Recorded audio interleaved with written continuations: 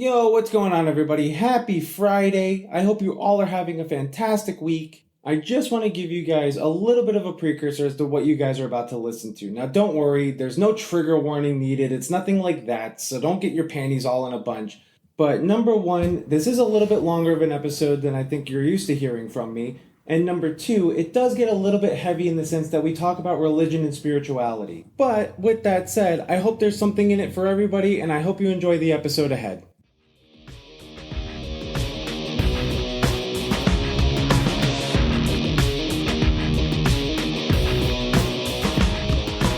Yo, what's going on, everybody? Welcome back to the LNBE podcast, where LNBE stands for literally nothing but everything. I'm Mike Rispoli, and today I have a very special guest. I have on my first family member, my mom's cousin. Hey guys, how you doing there? My name is Pat. There we go. What's going on, Pat? Not much, man. What's happening? Not much. Last time I saw you was not a great time.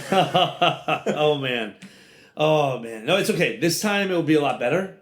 And we'll have a good time. I'm looking forward to it. This will be my first podcast, so I'm pretty pumped. So the one great thing about Pat, I mean, there's many great things about you, let's be real. Thank you. But the really cool thing about you is you have a very special gift. And this gift is that you're actually a medium. Yes.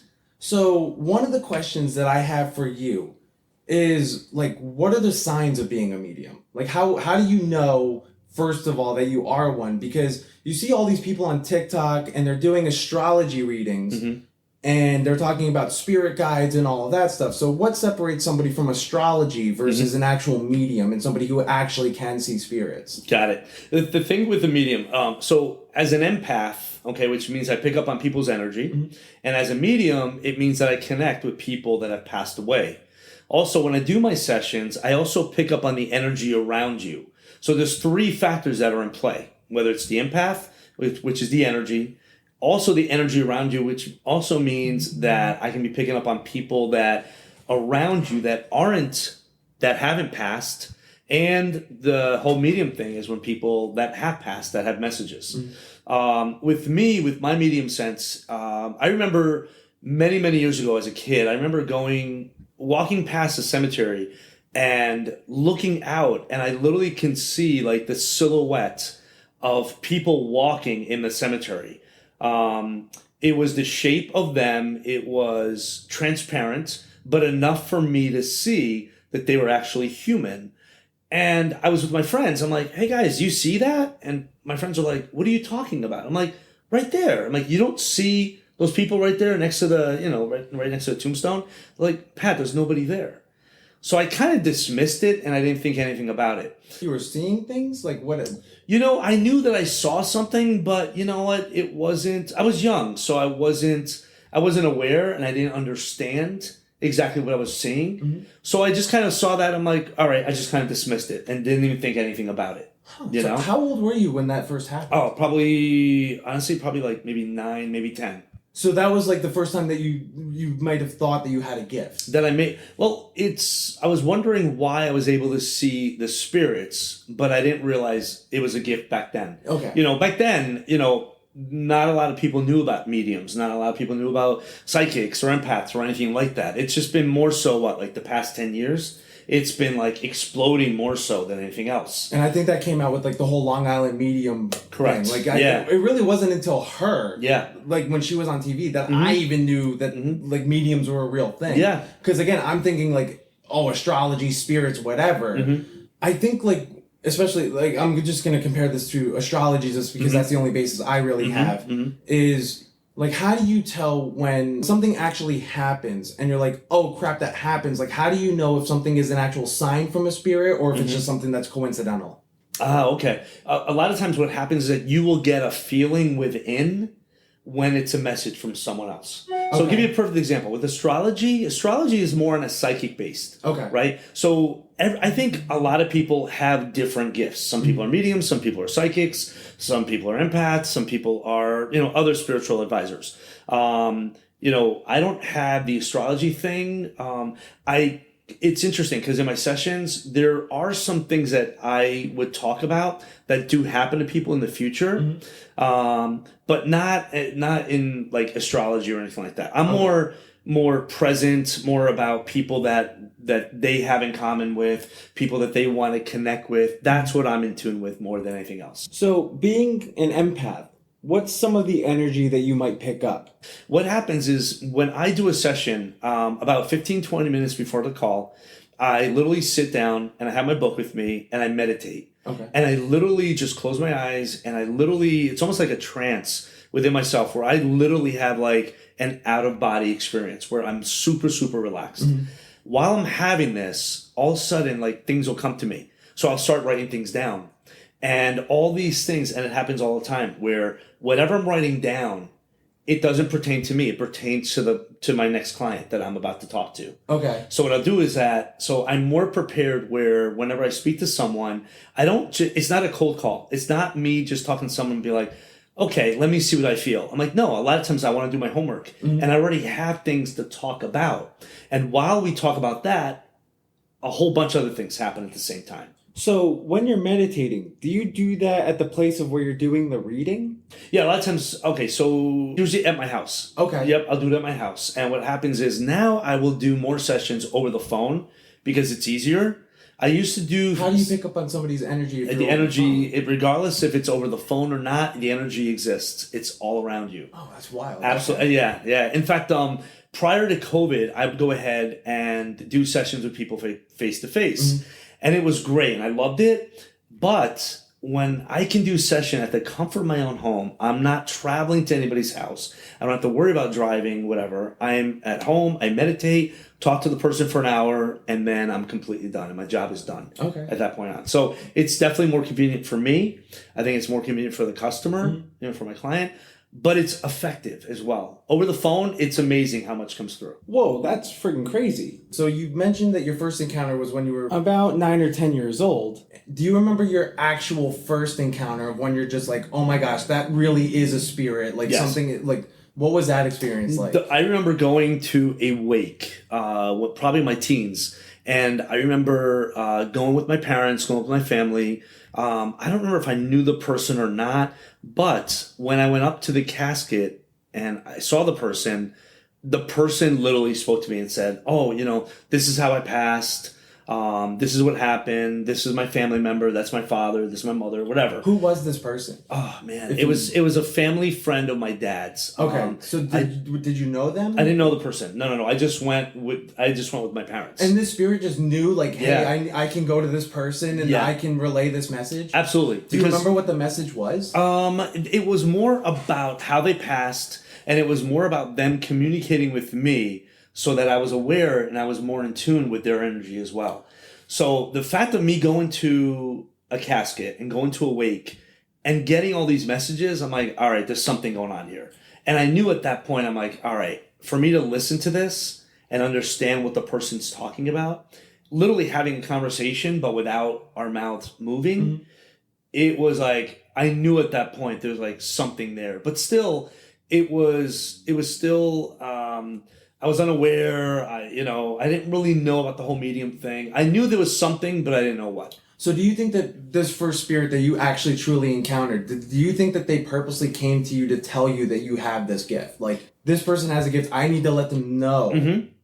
Absolutely. That's crazy. Yeah. They knew. It's interesting because the fact that I had the gift, it's because they came to me. Okay. So when I do a session, as an example, it's the people, whoever it is that want to come through, I'll automatically feel their energy and I'll start talking to them. So they know, these people that passed away know that I have the gift. So that's why they come to me. So, like how often would you like feel a presence? Like, could you just be walking somewhere and all of a sudden like you just feel something, some random spirit comes up to you? Like, or is it usually like in the sense of like when you're talking about a client, then a spirit specific to that client will come up to you? It is more specific than anything else. Okay. Yes. Because to me, it's more effective because especially if I'm about to talk to a client, I want to make sure that whoever they want to come through, I want that person or people to come through. And that way I can go ahead and give them messages and let them know specific things. When I do my sessions, I don't talk about, oh, I feel your grandmother. I'm like, I am so specific. I think about numbers. I think about dates. Names come through so much. Okay. And also what I do is when I do a session, I look at a blank wall And what happens is all of a sudden, all these pictures, numbers, like letters start coming through. And what I have to do is put them together in order to make sense, in order to connect with my client. So if I see numbers, I'm like, okay, I have to think about, if I see 713, I'm like, okay, 713, that could be an address. It could be a birth date. If July 13th doesn't ring a bell, then I have to play with the numbers a little bit. And a lot of times it could be 317, it could be March 17th for someone. So it's just a matter of me looking at them and asking a bunch of questions, but I try to be as specific as possible because I love getting that wow factor where you really connect with someone that you don't know, but how do they know that I know all this? So, actually, speaking of like specifics, one of the things with the Long Island medium that I always remember, and this is why I kind of thought she was kind of BS, is because the first question they always ask, did anybody have a loved one just pass? And it's like, yes, of course. Like, that's the whole reason we're here. Like, what the fuck are you asking me this True. So, how do you get that granular without without really knowing these people? Like, how does that all come through to you? Okay, so with me, the best with me is when I'm speaking to a client, and I remember I'm talking to them over the phone. I've never met them before. A lot of my clients are all through referrals. So all I know is their first name. That's it. That's all I know. And what happens is the fact that I don't know the person, it makes it so much more effective for me. It makes it much more powerful because it opens the door to so many different things. As comparison to, like, say, me and you do a session. You know, it's like I know a lot about you. So what I need to do is I need to ask specifically people that pass. I'm like, okay, what can you tell me of things that Mike and I have not spoken about? So things that can really, really pinpoint to make it really valid, I should say. Yeah. So, like, when you do feel a presence, you said that it feels different in ways, but how does it feel? Like, how do you know that there's a presence? Is somebody there? Yeah. How do you physically feel? Okay. But then also, how do you emotionally feel? Okay. So what happens is the energy, there's a couple of different factors here. What happens is usually most of the time, I'm going to say about 90% of the time when I'm doing this session, when I feel the energy is really super strong, my body is on fire, literally to the point where I'm starting to sweat. Because it means that that spirit is literally right next to me and I'm feeling their energy. So my body, like my whole back, my arms, my arms turn red and I start to sweat. And that's a big sign of the energy being right next to me. Okay. Also what happens is, and it's happened many times as well, where I'm looking at my wall, all of a sudden I see something, and I've done it where I did it with a session with a woman who lost her fiance, and all of a sudden he presented himself to me and I knew all about him. He was a fireman and I knew, and it's like everything. And I was able to pinpoint the color of his hair, what color his eyes are. And it's like, he literally came through me in a human form enough for me to talk about him and tell the client all about the person who passed away. So I see them too. What's like one of the most general messages that these spirits, is it based on what the client's looking for, or is there also something that a spirit's trying to convey to these people? Because usually when you see these things on TV, it's usually because, spirit hasn't given this message, they need to say this in order for them to pass on. So what's like a generalized message of like what people are trying to encounter or trying to get out of it for both the spirit and the person? A lot of times people want to know if that person is still around them, and that's like 99% of the validation that people are looking for. So what happens here is, in order for that to happen, I don't just tell a person, say, oh yeah, the person's around you. I'm like, no. I will give them specific signs. So a lot of signs are, I have a unique situation with me personally, where someone I know passed away, and he came to me in a dream many, many times, and I felt his energy a lot, and he showed me dimes. So I would find random dimes in like the most awkward places. Yeah, it's crazy. It's crazy. I bought a pair of jeans last week, in fact, and I was going through the pockets and I opened it up and I was just thinking about him that day and said, oh wow, I haven't received a sign from you in a while. I hope you're doing okay. All of a sudden I go in my pocket and there was a dime. A new pair of jeans. Like, what are the chances of that happening? That's crazy. It is crazy. I know. So when you look at it, it's like, is it a coincidence? No, these are signs that people give us, letting us know that they're around, So if they are, because everybody, I mean, especially me being Catholic, you as well, like we believe in an afterlife. We believe that there's a heaven. Absolutely. So if we believe that these spirits are meant to go on to an afterlife, what keeps bringing them back down? Like, how do they come back down to tell us these messages? How do they come back down? Wow. Okay. So like, why do they come back down? Like, it's to let us. The hardest thing in life is to lose someone. Life is hard as is, right? Mm-hmm. So the thing is, because life is so hard, we already experience the passing of loved ones, and which makes life that much harder. Yeah. And the thing is, when people come through and they use the gift of a medium, what happens is that our job is to create some sort of peace and make our clients realize that our loved ones, just because they're not physically here, they are always around us. There's no doubt about that. I get signs all the time. One of the biggest things I have to tell you is whenever I go to Italy, right before, about 2 to 3 weeks before I go to Italy, my grandparents, my mom's parents, always show up in a dream. And I know, and I can just see them, and it's not, I remember them coming through. I don't know what we spoke about, but I do remember them coming through, and it's just their sign of being so happy, the fact that I'm going back to see the family. Mm-hmm. So going back to the thing about the afterlife and how they come in from heaven, what happens here is, honestly, the interesting thing is we don't always know how they come back so quickly and how quickly they transport from one spot to another or from one family member to another, depending on their location. The thing is, they're around us all the time.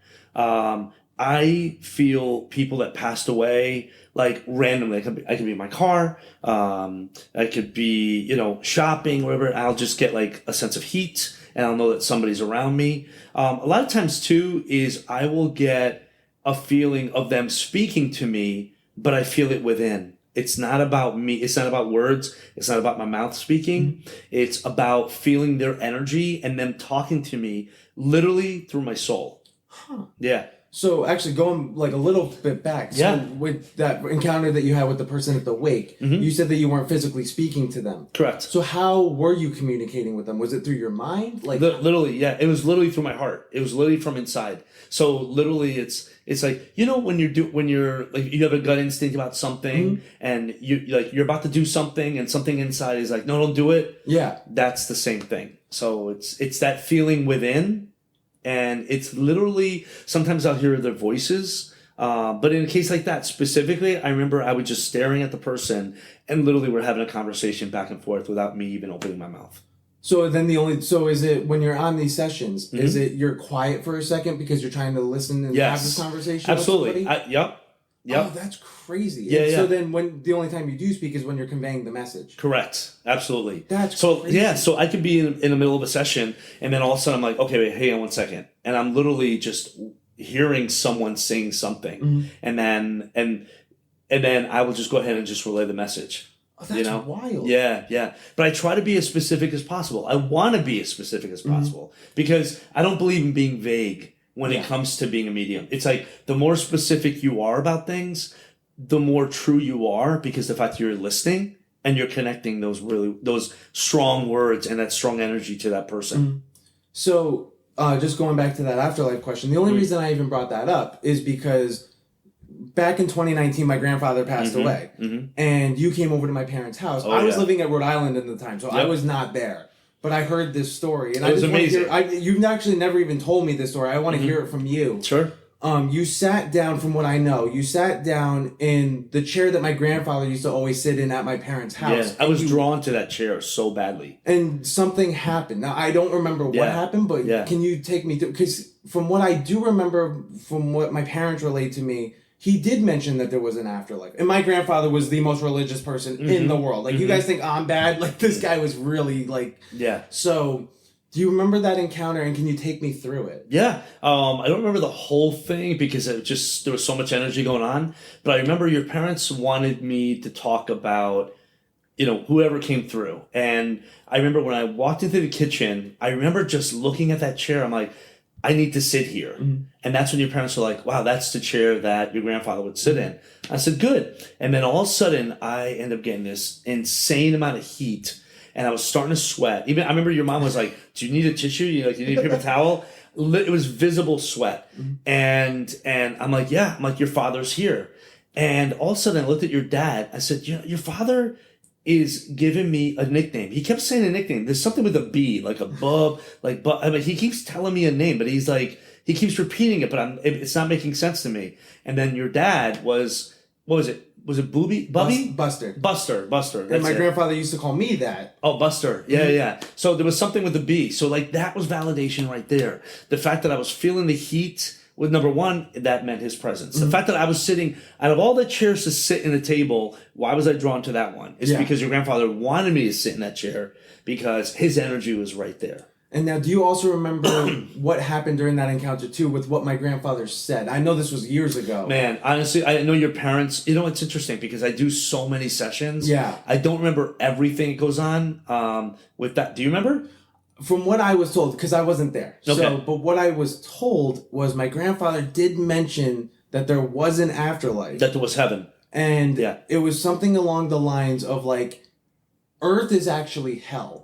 Mm-hmm. Do you remember? We talked about, yes, absolutely. Yeah, yep. So Earth is actually hell, and then heaven is somewhere else. Correct. And I don't know what that was. Yeah. And I don't remember what he said, where it's like, if you are deemed to go to hell, if that's where your soul ends up, you actually just end up staying on Earth. On Earth, yeah, absolutely. So I'll give you a perfect example. So Earth, and the reason why I say it's hell, it's so, like when people think of hell, they think about the devil, they think of the fire and stuff like that. But think about the life that you have created here. It's like, we work our butts off. There's so much going on. There's so much responsibility. Unfortunately, there's, in the world, there's so much positivity, but there's also a lot of negativity as well. There's a lot to deal with in this lifetime. And the fact that we have to deal with losses in very, very different ways, whether it's a heart attack, whether it's a car crash, whether it's someone passing away in their sleep, so many different factors. We deal with so much while we're here. And I feel that's why, like, this is I don't like to call it hell, but this is our challenges more than anything else. I feel, if anything, there's different layers. There's earth, there's us, there's purgatory, and then there's heaven. And when you're a really, really good person, listen, it's not about being perfect at all, but it's about being a good person and doing the right things. Some people believe in God, some people don't, whatever. I'm not going to judge. For myself, I know I'm a very spiritual person. I know I know where I'm going next, put it that way, because of the person I am. So because of that, I have realized how much God has given me this gift and how I feel I'm literally a part of his army. And I'm one of those that have to create positivity and help people out as much as possible. That's the reason why I have the gift. And I think more than anything, if anything, I think it's because of who I am and the type of person I am. So I am, like, to me, so many people wonder why I have it, in my family. My grandfather, who I'm named after, my dad's dad, had the gift as well. And he would help people out in Italy many, many, many years ago. Wow. Yeah, exactly. So it's interesting because they say that it skips generations. So it's interesting how it went from my grandfather and it went to me. So I don't know anybody else in the family that has it. But I know, being as spiritual as I am, believing in God, and trying to live a good life every single day, be a good person every single day, that's what really, really helps me with the whole medium thing. That's crazy. Now, the only thing is I'm trying to figure out how I can word this question just to get more into, like, I wouldn't say the spirituality, but it's more of the Catholicism in me, is saying, if people have already been on Earth, and if Earth is classified as hell, just based on how we've already classified it, based on what my grandfather said, if Earth is already through hell and everybody has already gone through their lives, so that means that everybody has gone through hell in their own certain way, because everybody's life is different, if that makes any sense. Okay, I see what you're saying. So think about this, okay? So we're born, the minute we're born, okay, we have a soul and we have a body. God gave us this body to borrow during our lifetime. So during our lifetime, he wants us to take care of our body. He wants us to take care of our soul. I'm not saying eating healthy, exercising. No, it's not about that. Yeah. It's about taking care of ourselves mentally, physically, and being able to give our body back to God in its normal condition. Okay. Do you know what I'm saying? In its perfect condition. Mm-hmm. Think about it. A baby's born, they're perfect. Yeah. Right? So as we get older, what happens here is we get so distracted by so many things in life, right? And the thing is, as we get older, we learn more about spirituality. We learn more about God. We learn more about loving ourselves and learning our lessons. There are so many lessons that we get every single day. So whether we fail at something, okay, whether we fall or anything, and then what we do is we get up and we take it as a lesson and move on from that point on. God is constantly giving us lessons to learn every single day. What happens was, unfortunately, there are people that don't get these lessons at all. They don't understand. Perfect example, like people that do really, really bad things. Really bad things. Those are people that one day when they die, if they haven't forgiven themselves, if they don't feel that God has forgiven them for everything they did, those people are going to go to purgatory. And purgatory is just a waiting period. So it's almost like time out for people where they need to go ahead and reflect and realize the damage that they did. Like God put you in here for the first time, the first minute you're born, in a perfect soul. And not saying you have to be perfect, but you have to take care of yourself, be a good person, live in a world where we have to take care of each other and respect each other. Not saying it's not about being perfect, but it's about learning lessons and moving past it and becoming a better person and becoming a role model for people, being a mentor. You know, the better you are as a person, the more you evolve, and the more you evolve spirituality. With your spirituality, you just get that much closer to God, so that way one day when you do pass, it's like you know where you're going. But then for the souls that are still stuck on Earth, and that, considering that they've already gone through hell, I'm just going to try and reiterate this question a little bit. They've already gone through hell, so then does that mean that their hell is actually just not being able to move forward with their own spiritual journey, so they're ultimately just stuck here? Yeah. I mean, think about it. The human body can only live for so long, right? So people that are still here that have not learned their lessons, what happened is that they're going to, one day when they pass, they will go to purgatory. I'll give you a perfect example of purgatory, okay? Because I know that I went through it with a client of mine who, unfortunately, her son committed suicide. And what happens when you do something like that, you don't go up to heaven right away. You do go to purgatory because of the fact that you realize how much damage you've caused to so many people, right? So in purgatory, you're in this dark, dark room. It's pitch black. You can walk to your right for miles and miles and miles. You can walk to your left for miles and miles and miles. You're in this black space that you don't even know exactly how big it is. You're in there alone. And that's your time to reflect and realize how much pain you've caused so many people, let alone how much pain you've caused yourself. What happens is God wants you to come back. He wants you to come back to heaven. But you need to learn your lesson. Until you learn your lesson and you realize that it's not about perfection, but it's about learning your lesson and being able to move from that point on, that's when he's going to go ahead and welcome you back to heaven. So is there a way for, at this point, so if purgatory is the waiting period in order to enter into the heaven, then those people that are stuck still on Earth, is there a way for them to get into purgatory to reflect on what they're doing, or are they permanently stuck? Like, once God has made that decision, are they permanently stuck there? It depends. You know, people can change all the time. You know, if anything, honestly, and it's not to be more of a religious thing or anything like that, but I feel that when people have darkness in their life, they need to turn to their faith. And if they really believe in their faith and they really feel it within, that's when things start changing. So unfortunately, I feel that people that do bad things is because they don't have God in their life. They don't have a faith. And that's the sad thing about it, because we're born with a faith. God has created us. So we need to go ahead and remember that. A lot of people don't remember that. So I think one of the last questions that I would have is just more specifically to me, because I was very close with my grandfather. I miss him every day. I'm actually kind of getting emotional, like, speaking about him right now. But, like, how would I know that he is, like, a presence near me, like, when I'm, like, looking for him or whatever? There was one time I mentioned this on the podcast where I was at the bar and I was, like, kind of still new, and I got, like, an influx of 40 people. I was the only bartender. It was, like, you've worked at a bar, you know this, you were a bartender for a little bit. You just get that influx of like 40, 50 people, you're by yourself, you're just like, what the hell am I going to do?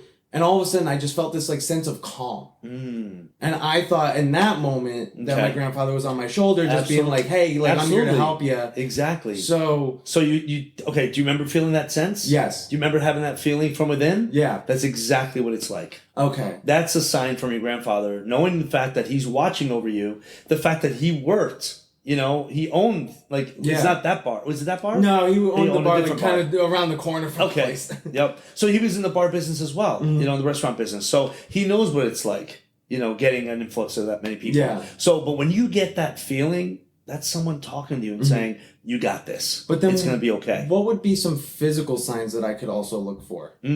So, or like physical signs, like you mentioned the thing with the dime. The dimes. But like, what are some like physical things that even not just me, but anybody listening to this, that they might be able to say, okay, this is a loved one that's coming through to me. Is it something that has to be very specific towards them, or could it just be anything? So to answer your question with that is there are a lot of signs, okay? So cardinals and blue jays are a big deal. What happens a lot of times, you'll be looking out the window, you'll be thinking of someone, all of a sudden a cardinal or a blue jay will come up right to your windowsill and just kind of hang out and just look at you. And yeah, literally, and it happens a lot. And it's a sign from that person. It's their way of spending a little time with you. Okay? Another thing is coins are a big deal. Pennies, dimes, probably more pennies than anything else. Where randomly, someone who might have been a little tight with money or had a lot of money, whatever, it's something with specific coins. So what happened was that you'll find a coin, you'll find a penny, usually with a head up, because that's a sign from someone, and that'll be completely in a random place. Okay. So you may find it in your car. You may find it like, you know, think about it. Most of us don't even carry coins, right? We never do anymore, right? So when you randomly find a penny somewhere with the head up, that means that person was around you and put that in your path to let you know that person was there and they heard that you were thinking about them. But it's an acknowledgement. The only thing I have to say about that is, like, even as like a child, like a 2-year-old kid, everybody tells you, like, you see a penny that's head side up, pick it up because it's lucky. But like a 2-year-old, most likely in most scenarios, I don't want to say that it doesn't happen, but usually they don't really have an encounter with a person who's passed on, and if they do, they might not even remember them. Usually, let me tell you, so the spirits, a lot of times when someone passes away, if there is a young person involved, they do come back to that person, and they come back in the human form where that person, that kid, could see like their grandparents or, you know. Well, no, but I'm saying, like, could this just be any family member for some godforsaken reason? Because I remember even like as a 3-year-old, like I didn't officially deal with a death in my family until I want to say 2015 when my grandmother passed away. But up until then, that was the first death that I had known from my own personal life. But I was finding coins on the floor all the time. So how do I know that that's not just like, oh, somebody dropped a coin versus like maybe a previous family member that's just randomly trying to get in touch with me for God knows what reason? But the interesting thing, you think about it too, though, it's like, why would somebody drop coins on the floor? You know, for the most part, most coins... Fumbling with your wallet, comes out. I don't know. I mean, honestly, that doesn't happen... Like, I don't know, with me, it doesn't happen. But, you know, but like, in a case like, in your situation, like, think about it. Did you ever have a dream about your grandmother after she passed away? No. See, the problem with me is I'm really bad. I have a very bad sleep schedule in general. And when I do sleep, I'm knocked out, but You don't remember your dreams? I don't remember my dreams. Okay, like, got it. It's very far and few between where I'll remember a dream. And even the dreams that, like, I can remember don't even relate to this conversation. Oh, wow. Okay, I got you. Let me tell you. So one of the best gifts that a lot of people, once someone passes... Their best gift to us is presenting themselves in a dream. And the reason why, and it's interesting because a lot of people don't remember the dreams and a lot of people remember all their dreams. You know, it really depends. I'm telling you, man, when they come through, their gift is to let you know that they're okay. And they're going to present themselves in the human form because that's how you remember them. But it is also a way for them to tell you, instead of them, because like some of us don't, most of us hope that our loved ones who have passed on, they are okay. Like we always assume that they probably either made it to purgatory or they've gone up to heaven. a lot of the time, though, I think a lot of people are looking for validation within themselves. Like, am I okay? How do I know that I'm okay? Are they the ones that are going to tell me? Like, it goes back to the astrology thing, but it's like this whole spirit guide thing where it's like, are my loved ones telling me, like, yes, this is the path that I'm supposed to be on, and they're telling me that, like, my life is going in the direction that it should be going in, no matter how bad things might have been going. Right. No, it completely makes sense. At the end of the day, you think about this, okay? You look at your path, and God just wants you to be happy. That's all he wants you to do. He wants you to live a nice, happy life. You have to look at your path and say, am I happy with it? And if you're saying, yeah, you know, the way things are going right now, yeah, I'm pretty happy with it, then that means you're on the right path. Okay. If you're sitting there and you're at a job and you don't like your job and things aren't going well, and you ask yourself, am I happy? And like the answer is no. You're like, all right, well then who can change that for you? Yeah. You can change that for you. So that's the only thing. So it comes to where they're here to give you direction. They're here to give you guidance. God is here to give you direction and give you strength as well. But your answers, your direction has to start from you. Okay. It's like driving a car. Who's going to go back there? You get into the driver's seat. Who's in control of the car? You. It's the exact same thing. So, and this is going to be my last question just because I just thought of it now, but even somebody like me, I mean, early October, I get laid off. I got hit with that stupid restraining order. The whole time, I was just thinking, like, what did I do? Like, what lesson is God trying to teach me on this? And now, I was even speaking to other people, maybe people were like, well, I don't think that it's maybe necessarily a lesson for you, especially with the restraining order, that you need to learn, but maybe it's a lesson that the girl who gave you the restraining order is the one that needs to learn, that she can't just like do random stupid shit and hope to get away with it. Absolutely. 1,000%. There's no doubt about the fact that the lesson was for her. For her to go ahead and create all this drama for what? For what? For nothing. Exactly. But then again, it just kind of validates how it was meant that you were not to be with her. Oh, yeah. Because, obviously unfortunately, she has some issues and, she shouldn't be part of your life. Yeah. When you look back and you look at why did I get laid off? Why is this? It means that that's not the path you were supposed to be in. You're supposed to be somewhere else. And you have to go ahead and search for that path. And that's exactly what happens with jobs. I mean, a lot of people are like, why did I get laid off? So, a buddy of mine got, he was working at his job for 28 years and he got laid off. And he was like, devastated. He was like, oh my God, what do I do? He got a good severance package, but now all of a sudden, 3 months later, he found a job and he got this most amazing job, making more money. So it's like, look at what happened. I have this thing, I live by this every single day. God will never close one door without opening another, which means if you lose your job, it just means that there's another job out there that's going to be so much better for you, where you're going to be so much happier and it's going to be a better fit for you. That makes sense? Yeah, no, that makes sense. I think unfortunately for me, my life plan is still trying to get figured out. So. But listen, it doesn't matter how old you are. We're all still trying to figure out what life is all about. You know what I mean? Yeah. But the most important thing is at the end of the day, you have to look at yourself in the mirror every single day and you have to be happy with who you are. You have to be spiritually fulfilled inside, because when you are, it takes you in such a positive direction that it doesn't matter what you go through, it's going to be easier for you to deal with. Trust me. And you know what? I think that's actually a great way to end it on that positive note. But I also think that's also just great life advice in general. But all right, Pat, thank you so much for coming on. I really enjoed this conversation. This has been awesome. Thank you. How was your first podcast? It was amazing. It was awesome. It was awesome. And I'm glad that we were able to do it together. So it's perfect. Honestly, I'm glad that also gave us an excuse to hang out. Yeah, that's true. That's true. But, alright guys, thank you so much for listening. I hope you all enjoyed this conversation that I had with Pat. If you guys wouldn't mind, feel free to write me up an email if you want to write in at lnbemedia@gmail.com. Also, make sure you check me out on my socials on TikTok and Instagram. You can find me at the LNBE Pod. You can also find all of the audio recordings of these on YouTube as well. And I just want to give everybody a quick thank you for all the support. Feel free to share this with anybody that you think might find it interesting. And don't forget to give me a 5-star rating and maybe even write up a review. Alright guys, thank you so much for listening, and I will catch up with you on Tuesday.